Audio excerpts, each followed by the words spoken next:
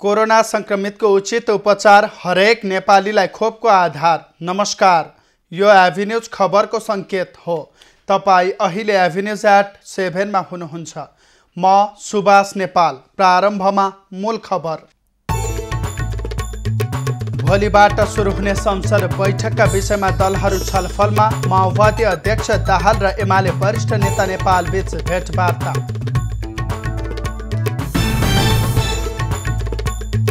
विभाजनको संघारमा पुगेको जसपामा सांसदहरूको तानातान। ठाकुर पक्षका 5 सांसद यादव पक्षले बोलाएको बैठकमा सहभागी।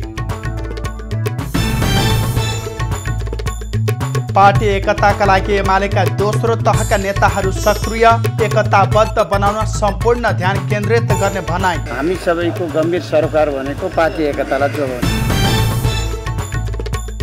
साउन 15 गते भित्र चीनबाट 32 लाख मात्रा खोप आउँदै। कोभिसिल्डको दोस्रो मात्रा पनि केही दिनभित्रै दिइने स्वास्थ्य मन्त्रालयद्वारा जानकारी। नेपालमा थप 1875 जनामा कोरोना संक्रमण। 21 जनाको मृत्यु। 2164 जना कोरोना मुक्त। बागलुङको धौलागिरी क्याम्प चोकमा सडक कालोपत्र गरेको 1 महिना नबित्दै उब्कियो। बजेट सक्ने काम मात्र भएको स्थानीयको आरोप। त्यो त पचाउने काम भइरहेको। र युरोपमा भीषण बाढीमा परि मृत्यु हुनेको सङ्ख्या 153 पुग्यो। जर्मनीमा बेपत्ता भएका 100औं मानिसहरूको खोजी जारी। अब खबरको सिलसिला प्रारम्भ गरौँ कोरोना संक्रमण सम्बन्धी प्रसङ्गबाट। नेपालमा थप 1875 जनामा कोरोना संक्रमण पुष्टि भएको छ। पछिल्लो 24 घण्टामा 10,066 जनामा परीक्षण गर्दा 1875 जनामा संक्रमण पुष्टि भएको स्वास्थ्य मन्त्रालयले जनाएको छ। देशभर 6,858 वटा नमुना PCR विधिबाट परीक्षण गर्दा 1,310 र 3,208 वटा नमुना एन्टिजेन विधिबाट परीक्षण गर्दा 565 जनामा संक्रमण पुष्टि भएको हो। यो सँगै नेपालमा कोरोना संक्रमित हुनेको सङ्ख्या 7,14,248 पुगेको छ। पछिल्लो 24 घण्टामा काठमाडौँ उपत्यकामा थप 428 जना कोरोना संक्रमित थपिएका छन्। काठमाडौँमा 299, भक्तपुरमा 52 र ललितपुरमा 77 जना संक्रमित फेला परेका छन्। त्यस्तै पछिल्लो 24 घण्टामा संक्रमणबाट थप 21 जनाको मृत्यु भएको छ। यो सँगै नेपालमा हालसम्म कोरोनाका कारण 9,527 जनाले ज्यान गुमाएका छन्। त्यसैगरी 24 घण्टामा थप 2,164 जना संक्रमण मुक्त हुँदा हालसम्म निको हुनेको सङ्ख्या नेपालमा 6,30,407 पुगेको छ। हाल नेपालमा 25,952 सक्रिय संक्रमित आइसोलेसन र 337 जना क्वारेन्टिनमा छन्। हालसम्म संक्रमण पहिचानका लागि 34,63,057 वटा नमुना PCR र 2,59,831 वटा एन्टिजेन विधिबाट परीक्षण गरिएको मन्त्रालयले जनाएको छ। स्वास्थ्य तथा जनसङ्ख्या मन्त्रालयले कोभिसिल्डको पहिलो मात्रा लगाएका सबै ज्येष्ठ नागरिकका लागि दोस्रो मात्रा खोपको व्यवस्था गरेको जनाएको छ। मन्त्रालयले खोप अभियान सम्बन्धमा जारी गरेको सूचनामा 65 वर्षभन्दा माथिका सबै ज्येष्ठ नागरिकहरूका लागि दोस्रो मात्रा खोपको व्यवस्था भइसकेको जनाएको हो। केही दिनमै खोप आउने र कोभिसिल्डको दोस्रो मात्रा लगाउने कार्यक्रम सुरु गर्ने स्वास्थ्य मन्त्रालयले जनाएको छ। कोभिसिल्ड खोपको दोस्रो मात्रा करिब 14 लाख ज्येष्ठ नागरिकलाई लगाउन बाँकी रहेको छ। त्यस्तै 18 वर्षमाथिका नेपाली नागरिकहरूका लागि निःशुल्क खोप लगाउने र यसका लागि आवश्यक पर्ने खोपहरूको व्यवस्थापन भइरहेको समेत मन्त्रालयले जनाएको छ। यसैगरी साउन 6 गतेबाट चीनबाट खरिद गरिएका थप खोपहरू आउने र साउन 15 गतेभित्र कम्तीमा 32 लाख तथा त्यसपछि पनि निरन्तर अन्य खोपहरू नेपालभित्र नै क्रम जारी रहने मन्त्रालयले प्रश्न पारेको छ। पर्साको वीरगञ्ज स्थित नारायणी अस्पतालमा कोरोना संक्रमितको सङ्ख्या फेरि बढ्न थालेको छ। कोरोनासँग मिल्दोजुल्दो लक्षण देखिएर उपचारका लागि अस्पताल पुग्नेको सङ्ख्यामा वृद्धि भएसँगै बिरामीको चाप बढेको हो। उपचारमा अस्पताल पुग्ने अधिकांशमा कोरोना पोजिटिभ पाइन थालेको अस्पतालले जनाएको छ। जुन लक्षणहरू भएको पेसेन्टहरू चाहिँ एकदमै बढिरहेछन् अनि त्यो कारणले अहिले जति पनि तपाईँले बाहिर हेर्नुहुन्छ सब के अरे जस्तो मास्कहरूको युज नगर्ने अनि जुन सेफ डिस्टेन्सहरू मेन्टेन गर्नुपर्ने त्योहरू मेन्टेन नगरेर अहिले फेरि जुन कोभिडको केसेसहरू एकदमै राइजमा छन्। अहिले कोभिड-19 सङ्कट व्यवस्थापन समितिले पनि पर्सा जिल्लामा कोरोना सङ्क्रमितको सङ्ख्यामा वृद्धि भएको स्वीकार गरेको छ। स्वास्थ्य मापदण्डको पालना नगरे भिडभाड बढ्दा सङ्क्रमितको सङ्ख्यामा वृद्धि भएको समितिको बुझाइ छ। सक्रिय सङ्क्रमितको सङ्ख्या हिजोको डाटा चाहिँ जम्मा 27 जना हुन्छ, त्यसमा चाहिँ हस्पिटलमा 5 जना हुनुहुन्छ। मृत्यु चाहिँ 140, दोस्रो भेरिएन्टमा चाहिँ 140 जना पर्सावासीको मृत्यु भएको छ। अन्य जिल्ला भएर पर्सामा मृत्यु हुने चाहिँ 201 जना हुनुहुन्छ। असार 7 गतेसम्म सङ्क्रमितको सङ्ख्या 0 पुगेको पर्सामा अहिले नारायणी अस्पतालमा उपचारका लागि पुग्ने 30 जनाभन्दा बढीमा कोरोना पोजिटिभ देखिन थालेको छ। नेकपा माओवादी केन्द्रका अध्यक्ष पुष्पकमल दाहाल र एमालेका वरिष्ठ नेता माधव नेपाल बीच भेटवार्ता भएको छ। करिब 1 घण्टा भएको भेटमा दुई नेताबीच आइतबारदेखि सुरु हुने प्रतिनिधि सभा बैठक प्रधानमन्त्री देउवाले लिने विश्वासको मतमा कसरी प्रस्तुत हुने र सरकारमा नेपाल पक्ष सहभागी हुने विषयमा कुराकानी भएको बताइएको छ। दाहालले सरकारमा सहभागिताका विषयमा नेता नेपाललाई सोधेका थिए। जवाफमा नेपालले पार्टीभित्रको विवाद मिलाउन पहल भइरहेकाले तत्कालै त्यसबारे निर्णयमा पुगी नसकेको बताइएको छ। यद्यपि असार 28 को सर्वोच्चको परामर्शपछि सत्ताबाट बाहिरिएका एमाले अध्यक्ष केपी ओलीले अब नेता नेपालका लागि पार्टीमा कुनै ठाउँ नरहेको बताइसकेका छन्। नेकपा एमालेका नेताहरूले पार्टीलाई एकताबद्ध बनाउन सम्पूर्ण ध्यान केन्द्रित गर्ने प्रतिबद्धता व्यक्त गरेका छन्। विघटित पार्टी एकता कार्यदलका सदस्यहरूले पार्टीलाई एकताबद्ध बनाउन सम्पूर्ण ध्यान केन्द्रित गर्ने बताएका हुन्। शनिबार बिहान सिंहदरबार स्थित एमाले संसदीय दलको कार्यालयमा बसेको अनौपचारिक बैठकले पार्टी एकताका लागि गठित कार्यदलले जुटाएको 10 बुँदे सहमति कार्यान्वयन गर्दै अघि बढ्ने निर्णय गरेको एमाले संसदीय दलका उपनेता सुभाष नेमुवाङले जानकारी दिए। सहमतिलाई हिजो स्थायी कमिटीको बैठकबाट अनुमोदन पनि गरिएको छ। त्यो अनुमोदन गरिएको 10 बुँदे सहमतिलाई कार्यान्वयन गर्दै अगाडि बढ्दा पार्टीलाई एकताबद्ध बनाउन सकिन्छ। पार्टीलाई एकताबद्ध बनाउने आम पार्टी पंक्तिको चिन्ता र सरकारलाई सम्बोधन गर्न स्थायी समितिका नेताहरू बीच अनौपचारिक छलफल अघि बढाइएको पार्टीका सचिव गोकर्ण विष्टले बताए। गरेको 10 बुँदे सहमतिलाई आधार बनाएर कसरी पार्टीको एकतालाई जोगाउने भन्ने सन्दर्भमा हामीले भेटघाट गरेका हौँ, अनौपचारिक संवाद गरेका हौँ। हामी सबैको गम्भीर सरोकार भनेको पार्टी एकतालाई जोगाउने हो। शुक्रबार बसेको एमाले स्थायी समिति बैठक र संसदीय दलको बैठकले पार्टी एकताका लागि गठित कार्यदलले तयार पारेको 10 बुँदे सहमति अनुमोदन गर्दै सृजनात्मक र रचनात्मक ढङ्गले त्यसलाई कार्यान्वयन गर्दै लैजाने निर्णय गरेको थियो। बैठकमा अध्यक्ष केपी ओली पक्षका नेताहरू सुभाष नेमुवाङ, विष्णु पौडेल, पृथ्वी सुब्बा गुरुङ, शङ्कर पोखरेल र विष्णु रिमाल तथा वरिष्ठ नेता माधव नेपालको पक्षबाट भीम रावल, घनश्याम भूषाल, सुरेन्द्र पाण्डे, भीम आचार्य, गोकर्ण विष्ट र रघुजी पन्त सहभागी भएका थिए। यसैबीच नेकपा एमालेले स्थायी समिति र केन्द्रीय समितिको बैठक बोलाएको छ। स्थायी समितिको बैठक आइतबार र केन्द्रीय समितिको बैठक सोमबारका लागि बोलाएको छ। दुवै बैठक च्यासल स्थित तुलसीलाल स्मृति भवनमा बोलाइएको एमाले कार्यालय सचिव शेरबहादुर तामाङले जानकारी दिए।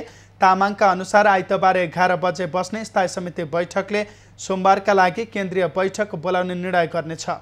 बैठकमा माधव नेपाल पक्षलाई पनि खबर पठाइएको छ। तामाङले बैठकका लागि सबैलाई खबर गर्ने गरेको भन्दै आउनुपर्ने दायित्व र जिम्मेवारी उहाँहरूको भएको बताएका छन्। शनिबार बसेको नेकपा एमालेका दोस्रो तहका नेताहरूको बैठकले पार्टीलाई एकताबद्ध बनाउन सम्पूर्ण ध्यान केन्द्रित गर्ने निष्कर्ष निकालेको थियो। यसैबीच नेपाल पक्षले भोलिको बैठकमा पनि सहभागी नहुने सङ्केत गरेको छ। अध्यक्ष ओली र वरिष्ठ नेता माधव नेपालबीच समझदारी निर्माण भएर बोलाइएको बैठकमा मात्र सहभागी हुने नेपाल पक्षको अडान छ। शुक्रबार बसेको एमालेको स्थायी समिति बैठकमा पनि माधव नेपाल पक्ष नेताहरू सहभागी भएका थिएनन्। जनता समाजवादी पार्टी जसपा विभाजन नजिक पुग्दा दुई पक्षबीच सांसद र नेताहरूलाई आफ्नो पक्षमा पार्न तानातान सुरु भएको छ। 5 दलीय गठबन्धनबाट कङ्ग्रेस सभापति शेरबहादुर देउवा प्रधानमन्त्री बनेसँगै जसपाको उपेन्द्र यादव समूहले महन्त ठाकुर समूहमा रहेका सांसदहरूलाई आफ्नो पक्षमा तान्न थालेको छ। महन्त ठाकुर पक्ष भने सांसद र नेता जोगाउन हरसम्भव प्रयास गरिरहेको छ।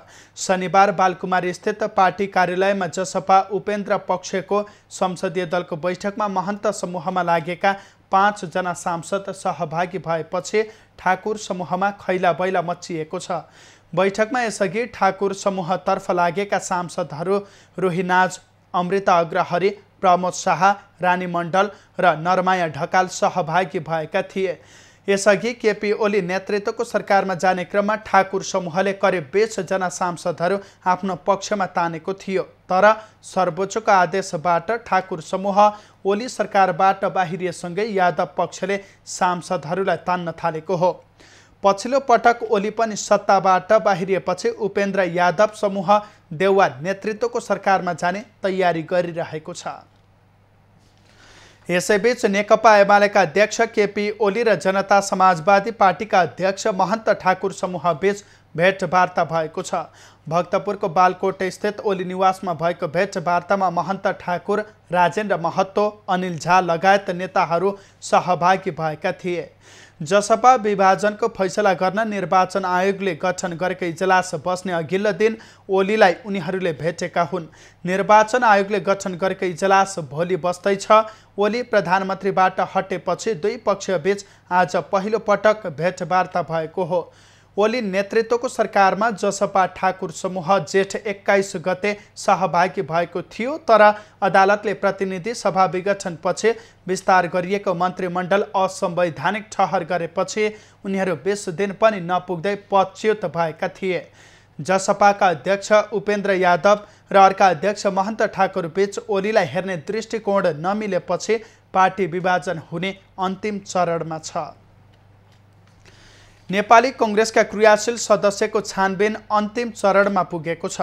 77 जिल्लाहरूबाट पठाइएका क्रियाशील सदस्यहरूको फाइल हेरेर छानबिन सकिएको क्रियाशील सदस्यता छानबिन समितिले जानकारी गराएको छ। केही दिनमै बाँकी रहेका केही जिल्ला र क्षेत्रहरूको पनि छानबिन गरेर प्रधानमन्त्री तथा पार्टी सभापति शेरबहादुर देउवालाई प्रतिवेदन बुझाउने तयारी गरिएको छ। अब हामी चाहिँ हाम्रो क्रियाशील सदस्यता सम्बन्धी हाम्रो चाहिँ प्रतिवेदन बुझिदिनका निम्ति सभापतिलाई आग्रह गरिरहेका छौँ। सभापतिजीले समय दिनुभएपछि, सम्माननीय प्रधानमन्त्री हाम्रो पार्टी सभापतिले समय दिनुभएपछि हामीले हाम्रो प्रतिवेदन उहाँ समक्ष बुझाउँछौँ। क्रियाशील सदस्यका लागि अधिकांश विषय सहमतिमा टुङ्गिसकेको र मर्यादा उल्लङ्घन गरेर असहमति जनाउनेहरूको सदस्यता रोकिने पौडेलले जानकारी गराए। यसैबीच नेपाली कङ्ग्रेसले पार्टीका केन्द्रीय सदस्य एवं क्रियाशील सदस्यता छानबिन समितिका सदस्य श्यामकुमार घिमिरेमाथि आक्रमण गर्नेलाई कारबाही गर्न निर्देशन दिएको छ।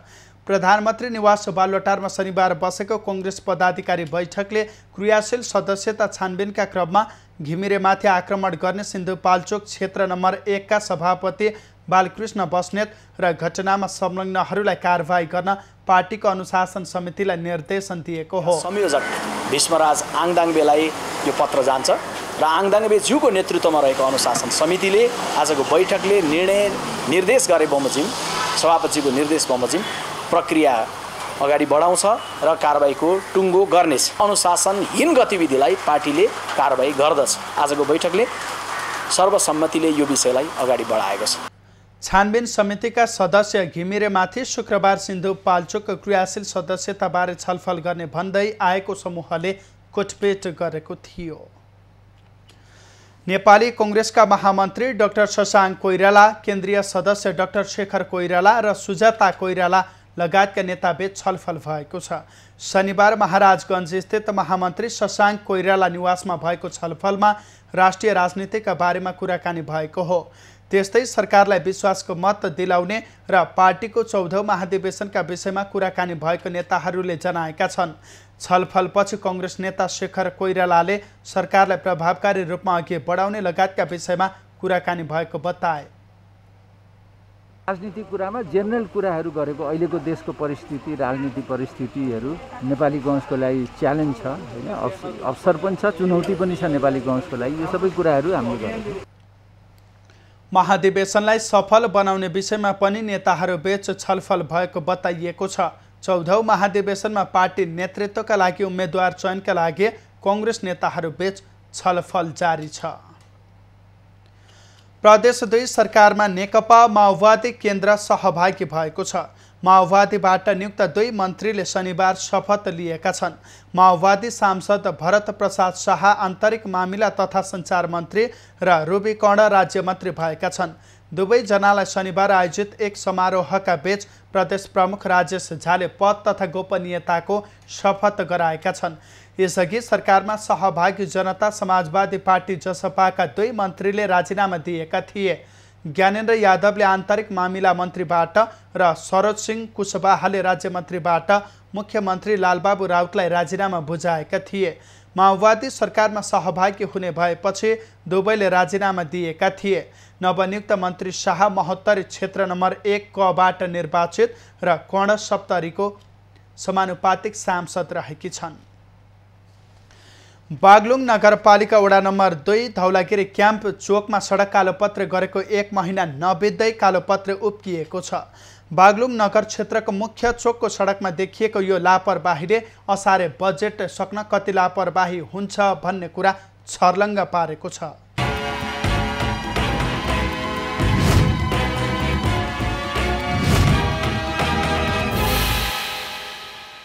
बागलुङ नगरपालिकाभित्र असार मसान्तसम्म हतार हतारमा गरिएका सडक कालोपत्रे 1 महिना नबित्दै खाल्टा खुल्टी परेको छ।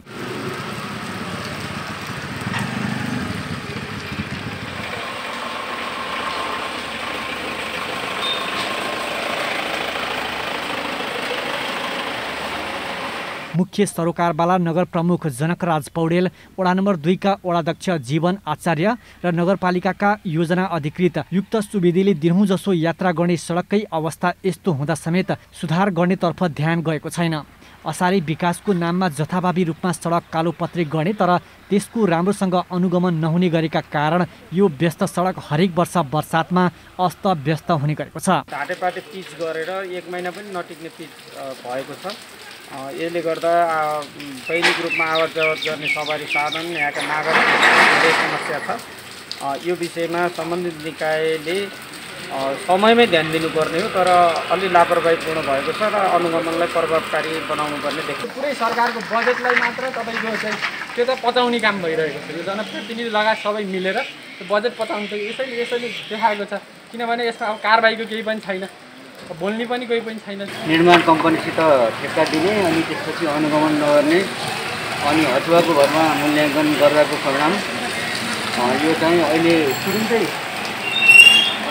23 साल बनाएको बाटो अहिले चाहिँ यो हालत चाहिँ भएको मैले चाहिँ महसुस गरेको छु। आफ्नै आँखा अगाडि यस्तो लापरवाही हुँदा समेत नगरपालिका मुख दर्शक मात्र बनेको छ।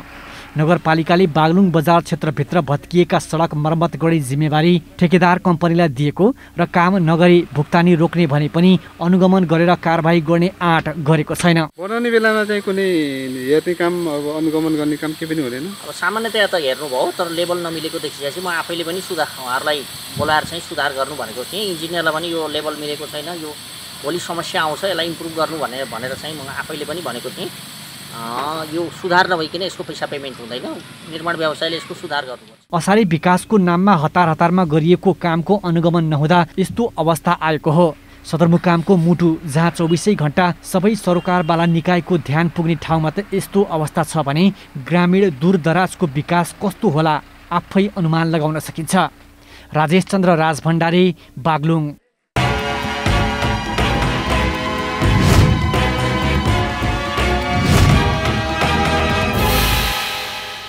अब बाँकी खबर।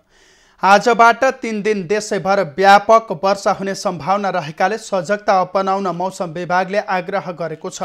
मौसम पूर्वानुमान महाशाखाका अनुसार शुक्रबार रातिदेखि नै वर्षाको मात्रा बढिसकेको र कतिपय स्थानमा भारी वर्षा समेत भइरहेको छ।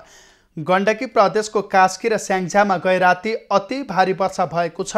ती क्षेत्रका नदीनालामा जलसतह पनि बढेको छ। अहिले मनसुनको न्यून चापीय रेखा तराई नजिकै आएर बसेको छ, जसका कारण 2-3 दिन वर्षाको मात्रा बढ्ने देखिएको हो। यस क्रममा सुदूरपश्चिम प्रदेश, लुम्बिनी प्रदेश, गण्डकी प्रदेश, बागमती प्रदेश, प्रदेश 2 र प्रदेश 1 का केही स्थानमा मेघगर्जन र चट्याङसहित भारी वर्षाको सम्भावना छ।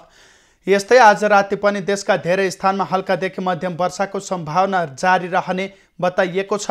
यस क्रममा सुदूरपश्चिम प्रदेश, कर्णाली प्रदेश, लुम्बिनी प्रदेश र प्रदेश 1 का केही स्थानमा मेघगर्जन र चट्याङसहित भारी वर्षा समेत हुन सक्ने विभागको भनाइरहेको छ।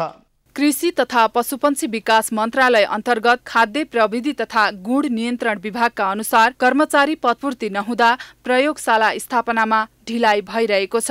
जनशक्ति अभावका कारण यस वर्ष पनि प्रयोगशालाका लागि आवश्यक उपकरण खरिद हुन सकेको छैन। कर्मचारी पदपूर्तिका लागि 2077 सालमा विज्ञापन खुलाएको थियो। सो विज्ञापनमा 35 देखि 40 जना अधिकृत र 70 देखि 80 अन्य कर्मचारीको लिखित परीक्षा भइसकेको छ।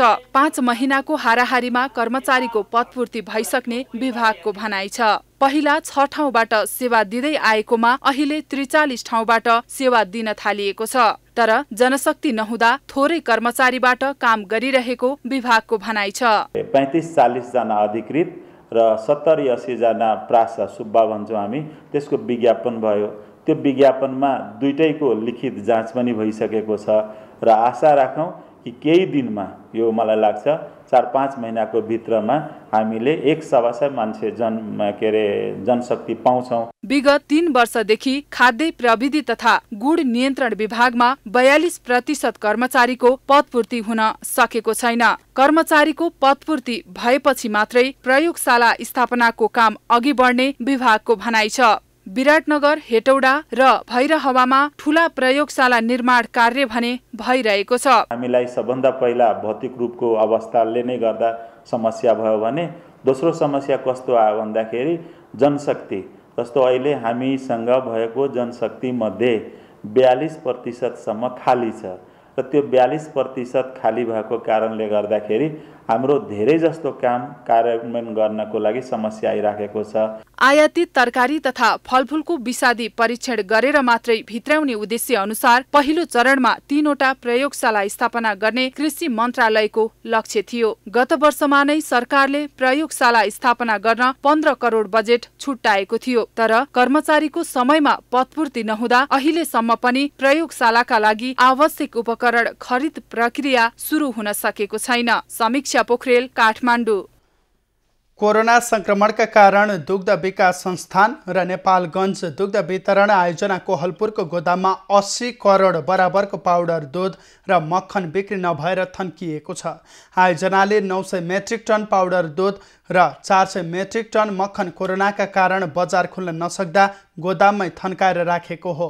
नेपालगञ्ज दुग्ध वितरण आयोजना कोहलपुरले बाँके, बर्दिया, दाङ, सुर्खेत र पश्चिम रुकुमका किसानहरूबाट सङ्कलन गरेर तयार पारेको पाउडर दुध र मक्खन बिक्री हुन नसक्दा गोदाममै भण्डारण गरेर राख्न बाध्य भएको छ। पाउडर दुध र मक्खन गोदाममै थन्किएकाले किसानहरूलाई समेत भुक्तानी दिन समस्या भएको नेपालगञ्ज दुग्ध वितरण आयोजना कोहलपुरले जनाएको छ।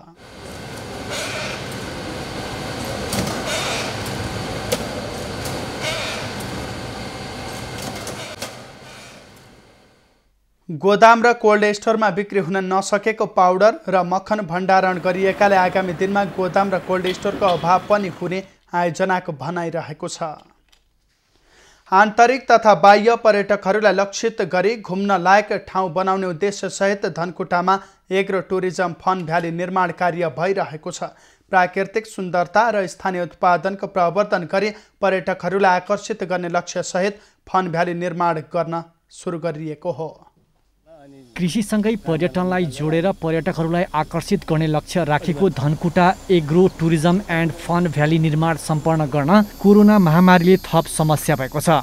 पातली खोलासँगै जोडिएको 2.5 हेक्टर क्षेत्रफलमा निर्माण भइरहेको प्राकृतिक सौन्दर्यताका साथै पर्यटकहरूलाई स्थानीय उत्पादनको स्वाद पस्कने प्रालीले जनाएको छ।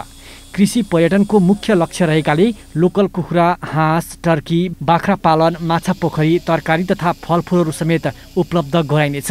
राजमार्ग छेउमै रहेका कारण समेत पर्यटकहरू आकर्षित गर्न बोटिङको पनि व्यवस्था गरिने सञ्चालक बताउँछन्। पर्यटनहरू आन्तरिक तथा बाह्य पर्यटकहरू आउँदाखेरि यहाँ आउँदाखेरि उनीहरूले यहाँ भएका लोकल एकदमै स्पेसल यहीँ उत्पादन भएका चिजहरू उहाँहरूले आफ्नो हातैले अथवा आफैले पकाएर खान चाहेमा पनि सुविधाहरू उपलब्ध होस् भन्ने हेतुले हामीले खोलेका छौँ। निर्माण कार्य सम्पन्न नहुँदै पनि आन्तरिक पर्यटकहरू आउने क्रम सुरु भइसकेको छ।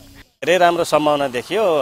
तपाईँको धनकुटा जिल्लामा पार्कहरू पनि छैनन्, घुम्ने ठाउँ है, उहाँहरूले चाहिँ बनाउन सुरु गर्नुभएको छ अहिले होइन, सम्पन्न चाहिँ भइसकेको रहेनछ। जस यसले धनकुटावासीको लागि सुन्दरता र तपाईँको हरेक क्षेत्रलाई चाहिँ समेटेर चाहिँ यसले चाहिँ आन्तरिक पर्यटकलाई चाहिँ राम्रो गराउँछ जस्तो लाग्छ मलाई चाहिँ। पछिल्लो समयमा पूर्वी नेपालमा कृषि पर्यटनको आकर्षण बढिरहेको समयमा मौसमी अनुकूलता तथा प्राकृतिक सौन्दर्यताले सिँगारिएको धनकुटामा निर्माणाधीन धनकुटा एग्रोले स्वदेशी तथा विदेशी पर्यटकहरूलाई आकर्षित गर्ने अपेक्षा गरिएको छ। सुनसरी ब्युरोको रिपोर्ट। पर्वतको जलजला गाउँपालिका 7 धाइरिङको सल्यान गाउँका किसानहरूले काँक्रोको बिउ उत्पादन गरेर मनग्य आम्दानी गर्न सफल भएका छन्। धाइरिङको सल्यान गाउँका स्थानीयले परम्परागत रूपमा बिउ उत्पादन गरी वार्षिक 3 करोड रुपैयाँको कारोबार गरेका छन्। पर्वतको जलजला गाउँपालिका 7 धाइरिङको सल्यानका अधिकांश घर परिवार व्यावसायिक ताजा तरकारी र बिउ उत्पादनमा सक्रिय छन्। यहाँबाट भक्तपुर लोकल काँक्रो र गोलबेडाको बिउ उत्पादन गर्ने गरिएको छ। विगत 15 वर्षदेखि यहाँका किसानहरूले व्यावसायिक रूपमा बिउ उत्पादन गर्दै आएको भए पनि राज्यको तर्फबाट सहयोग नपाएको उनीहरूको गुनासो छ। मूल बिउ राज्यले उपलब्ध गराइदिने अनि यसको गुणस्तर नियन्त्रणका उसले गएर आएर हेरिदिने, ट्याग लगाइदिने, फिल्ड आएर हेरिदिने, त्यो गर्दै सहज हुन्थ्यो। अहिले गरौँला भन्ने मेरो सोच हो, तर यो लकडाउनले गर्दा त्यो सकिन। सबैले धेरै जसो काँक्रो र गोलीबेडाको बिउ लाउँछ बिउ हेर्दै। अब यहाँ समूह चाहिँ नि अब हाम्रो यो सिटको स्टेटबाट हो, अर्को चाहिँ नि ग्रेसवानबाट छ अर्को समूह, एउटा चाहिँ नि मनोकामना हो कि योबाट छन् एउटा, त्यसरी 3टा समूह छ। आवश्यक पर्ने उपकरण बिना नै उनीहरूले बिउ उत्पादन गरेर वार्षिक रूपमा 2 देखि 3 करोड रुपैयाँ बराबरको कारोबार गर्न सफल भएका छन्। यहाँ उत्पादन गरेको भक्तपुर लोकल काँक्रोको बिउ नेपालभर प्रख्यात छ। यहाँका करिब 83 घर परिवारले 3वटा समूहमा आबद्ध भई व्यावसायिक रूपमा बिउ उत्पादन गर्दै आएका छन्। उत्पादित बिउको बजारीकरणमा राज्यले आवश्यक सहयोग र सहजीकरण गरिदिन किसानहरूले माग गरेका छन्। लोकल जातहरूका चाहिँ भक्तपुर लोकल होइन, अब यो गोलबेडाहरूको चाहिँ बिउ चाहिँ समस्या, मार्केटको समस्या छ। यहाँ चाहिँ किसानहरूले उत्पादन गर्ने र डाइरेक्ट लगेर बेच्ने बजारीकरणको समस्याले गर्दा अहिले गत साल पनि बिउ चाहिँ गाउँमै चाहिँ थन्कियो र अहिले पनि त्यो स्थिति चाहिँ हुने हो कि भन्ने एउटा चिन्ता किसानमा चाहिँ छ। व्यावसायिक तरकारी र बिउ उत्पादन गर्ने कृषकहरूलाई स्थानीय तहले मल, बिउ, साना कृषि औजार सहयोग गर्दै आएकोले आगामी दिनमा कृषि पेसालाई व्यावसायिक बनाएर लैजाने तयारी रहेको छ। यस वर्षदेखि गाउँपालिकाले बिउ पकेट क्षेत्र घोषणा गरेको वडाध्यक्ष टुङनाथ आचार्यले बताउँछन्। यो सल्यान एरिया र योभन्दा तल्लो भेडाघरी एरियालाई बिउ पकेट क्षेत्रको रूपमा गाउँपालिकाले छनौट गरेको छ। अब यसमा कृषकलाई आवश्यक पर्ने औजार सामग्री उत्पादनको लागि सिँचाइ, यन्त्रीकरण लगायतका सेवा सुविधाहरू त्यो पकेट मार्फत यहाँ वितरण गर्ने गरिएको छ। खाद्यान्न बाली लगाउँदै आएका किसानहरूले तरकारी खेती सुरु गरेर फस्टाउँदै गएपछि तरकारी खेतीबाट आत्मनिर्भर भएका छन्। उर्वर भूमि र पर्याप्त सिँचाइ सुविधा भएकाले सल्यानको फाँटमा बिउको साथै तरकारी खेती समेत राम्रो हुने गरेको छ। फाँटमा जग्गा नभएकाले भाडामा लिएर पनि तरकारी खेती गरेका छन्। यहाँका प्रत्येक किसानले वार्षिक रूपमा न्यूनतम 1 लाखदेखि 10 लाखसम्म वार्षिक आम्दानी गर्दै आएका छन्। भोजपुर पौवा दुङमाका विद्यार्थीहरू दङ्ग छन्। कोरोना महामारीका बेला पढ्ने वातावरण नभएर समस्या झेलिरहेका विद्यार्थीले शैक्षिक सामग्री पाएसँगै खुसी भएका छन्। पौवादुङमा गाउँपालिकाका सम्पूर्ण विद्यालयका विद्यार्थीहरूलाई झोलासँगै शैक्षिक सामग्री वितरण गरिएको छ। यहाँका 33वटा सामुदायिक विद्यालयमा बाल कक्षादेखि कक्षा 8सम्मका 2700 विद्यार्थीलाई करिब 60 लाख बराबरको सामग्री वितरण गरिएको गाउँपालिकाले जनाएको छ। 33वटै सामुदायिक विद्यालयका विद्यार्थीले झोला तथा शैक्षिक सामग्री पाएका हुन्। गाउँपालिकाबाट उत्पादन भएका विद्यार्थीहरूले देशका अन्य विद्यालयका विद्यार्थीसँग प्रतिस्पर्धा गर्न सक्ने वातावरण बनाउने लक्ष्यका साथ शिक्षालाई अरू क्षेत्रभन्दा महत्त्वका साथ राखिएको छ। ठुला विद्यालयहरूमा सञ्चालन गर्ने गरिकन अब विज्ञानको ल्याबहरू सञ्चालन गर्ने यहीँ हेर्नुभयो भने पनि हामीले त्यो सुरु गरेका छौँ। त्यस्तै गरेर ठुला भवनहरूको पूर्वाधार विकासको निर्माणको कामहरू गरेका छौँ। त्यस्तै गरेर हामीले आवश्यक त्यो भवनभित्र चाहिने फर्निचरहरूको पनि व्यवस्थापन गर्दै गरेका छौँ। यी सबै कामहरू चाहिँ यो के को लागि गरेको रहेछ भन्दाखेरि यी यस्ता साना नानीहरूको अब वृद्धि र विकास गराउनको निमित्त यो काम गरिरहेको छौँ। गाउँपालिकाले राष्ट्रिय अपाङ्ग पुनर्स्थापना केन्द्रको सहयोगमा विद्यार्थीलाई शैक्षिक सामग्री वितरण गरेको हो। केन्द्रले चीनको एक संस्थाबाट सहकार्य गरेर यस गाउँपालिकाका सबै विद्यालयमा सामग्री वितरण गरेको केन्द्रले जनाएको छ। यसले विद्यार्थीहरूमा पढ्ने ऊर्जा, नयाँ प्रेरणा जाग्नेछ। त्यस्तै गरेर कतिपयलाई त अब स्टेसनरीको अभावले गर्दाखेरि पढाइ लेखाइमा समस्या हुने अवस्थामा त्यसको लागि चाहिँ पनि यो केही हदसम्मको लागि बन्दोबस्त भएको। कसैले झोलामा किताब बोकेर आउने र कसैले चाहिँ हातमा किताब चेपेर आउनुपर्ने एउटा बाध्यता थियो र यो कुरालाई समान रूपमा समानता ल्याउने काम भएको छ। यो यसले शैक्षिक गुणस्तरमा थप टेवा पुर्याउनेछ। गाउँपालिकाले विद्यार्थीहरूलाई शैक्षिक सामग्री वितरणसँगै न्यानो कपडा वितरण तथा अक्षय कोष स्थापना गरेर छात्रवृत्ति वितरण लगायतका गतिविधि सञ्चालन गरिरहेको छ। गाउँपालिकाले कम्प्युटर कक्षा, विज्ञान ल्याब, पुस्तकालय स्थापना र भौतिक पूर्वाधार निर्माणका लागि काम गरिरहेको छ। गाउँपालिकाले विद्यार्थीको शिक्षालाई पहिलो प्राथमिकता दिएको विषय पक्कै पनि प्रशंसनीय छ। युवराज विष्ट, भोजपुर। अबको पालो एभिन्यूज एट मौसमको।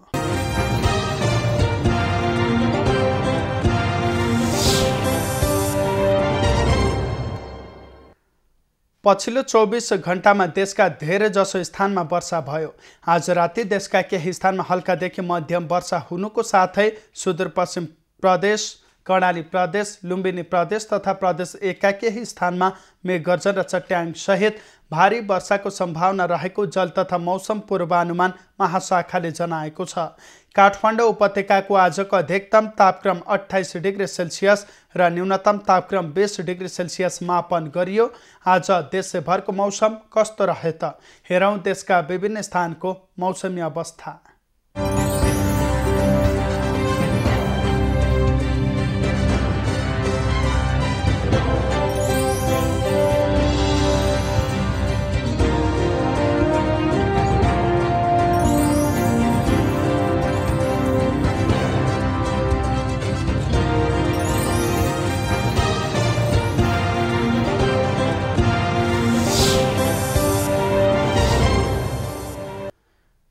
अहिलेलाई खबरको क्रम यति नै। एभिन्यूज खबरका यी सहित अन्य विस्तृत खबरका लागि www.avenews.tv लगअन गर्न सक्नुहुनेछ। युट्युब, फेसबुक र ट्विटरमा पनि हामीलाई फलो गर्न सकिनेछ। खबर भित्रको खबरका लागि हेर्दै रहनुहोला एभिन्यूज खबर। नमस्कार।